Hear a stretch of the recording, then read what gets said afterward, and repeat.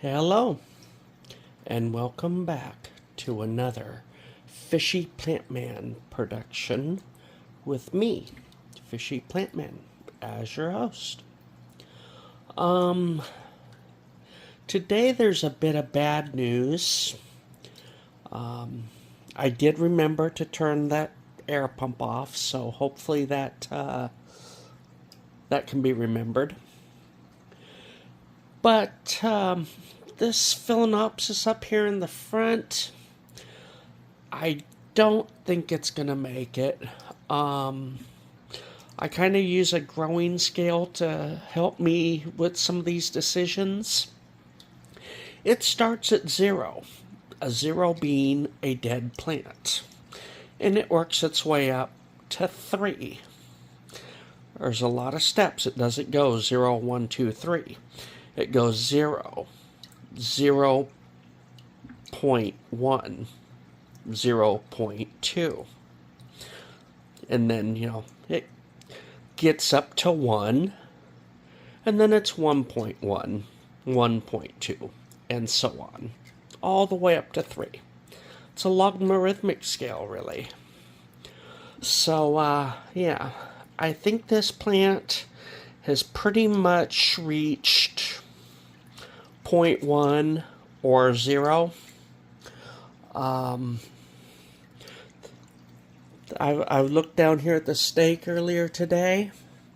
That white powder, yeah, looks like all the salts are just coming out of the base of the stake. And it's starting to happen over here too. I just don't think there's anything left.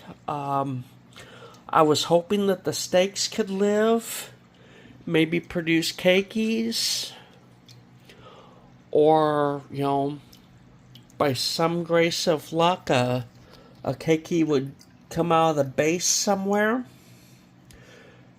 But I just don't think there's enough life in the base to do that. The roots can, hydrate and dry out, but I don't think there's anything to the base of the plant. I think everything's just kind of connecting to nothing, including the spikes, which look so healthy, but won't for long. So, yeah, unless somebody says I think that there's still hope, and even then I'll probably, if somebody says there's still hope, keep going, all right, I might keep going just, to prove that there's not. When I had hope, it was, 0.2, 0.3. I really didn't have much. And now, I really don't have any at all. I think we're pretty much at 0.0. And it's just, the stems don't necessarily realize it yet. So, yeah, it's pretty much goodbye to this one. If I don't get anybody saying, keep trying, I'll probably let this one go in a day or two. But the other one, dehydrated and sad looking it may be, it is still trying. I need a little more root than that. If it's ever going to get out of this dehydrated state, I need some more roots. But we'll work with what we got. The spikes are doing well. Let's see if I can get up under here and around. Now I'm too close. But yeah, that one's growing. I think that mutant thing on the other side just kind of stopped.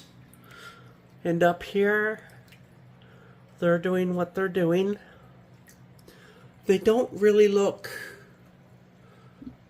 They're pretty small, but they don't look dehydrated, so we'll keep working with them. But everybody else is doing some growing. Here's yet another leaf on the Monstera. Did I forget the name? Adansonii. Nope, I didn't forget the name.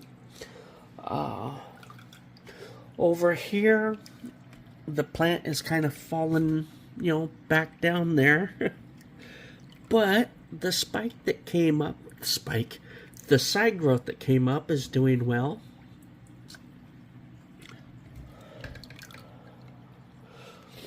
The pothos is growing, both in front and in back. It's doing well. We'll come on over and up. Hi, frog.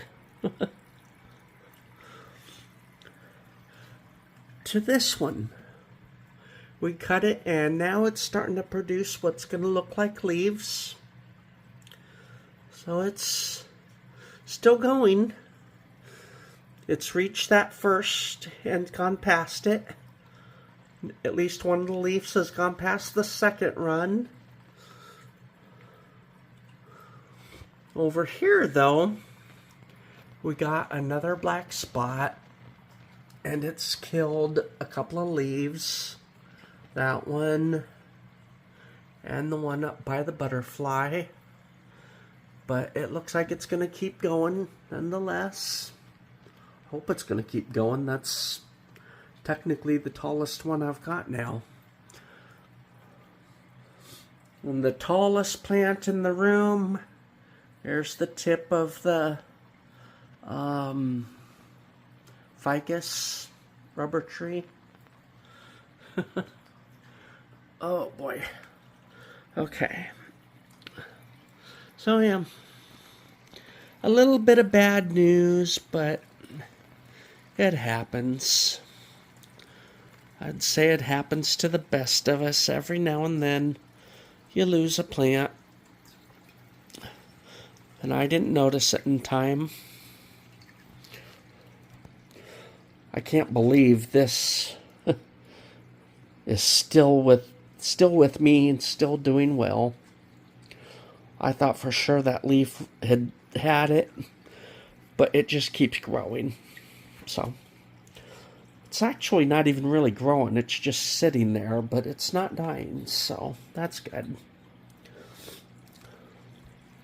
The newest one is doing well too. Shiny. Looks like a pothos leaf, a large potho leaf, but we'll see what happens. I think it's thinking about a fourth one. Maybe not. Maybe that's just maybe it's not thinking about a fourth one yet. Oh, I'm not paying attention to what I'm filming. So, things are growing. The aquarium, it's getting late in the day, so the aquarium's pretty dark, but yeah, there we go.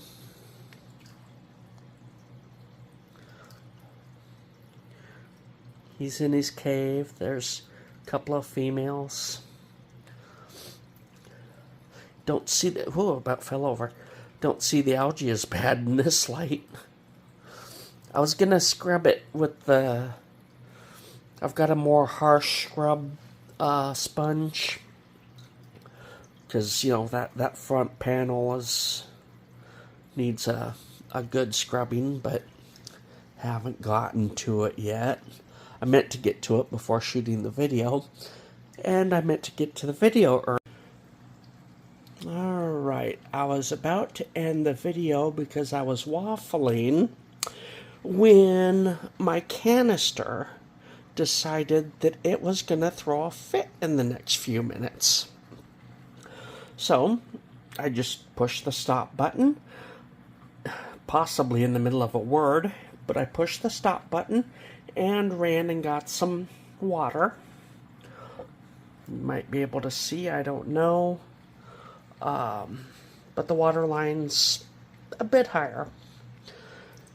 And over here, this is my intake, and yeah, it doesn't go very far into the water. So if the water gets slightly low, it starts sucking air and then throws a fit. So I can't have that. The other thing it does is barely work. See, you can see it barely working. Now, if the average aquariumist saw that, they would probably just give up on it and get a new canister. And I'm not going to show the canister because, well, quite frankly, it's, yeah, it's a mess down there. But yeah, it's just barely working. And I thought, well, that's actually a good thing, which I won't talk about in this video because it's coming to an end. And I know that people usually don't care for filter videos and stuff. On aquarium channels, they seem to go over better. But on a tiny channel like this, they don't seem to go over. Maybe people assume I don't know what I'm talking about. I don't know. But there is benefit to this canister just barely working. So if y'all want to know why I'm living with this thing that just barely works, ask for the video. I've got so few viewers and subscribers that it really only takes one person to be curious. And I will do it for that one person. Okay. I'll go ahead and end it here and talk to you next time.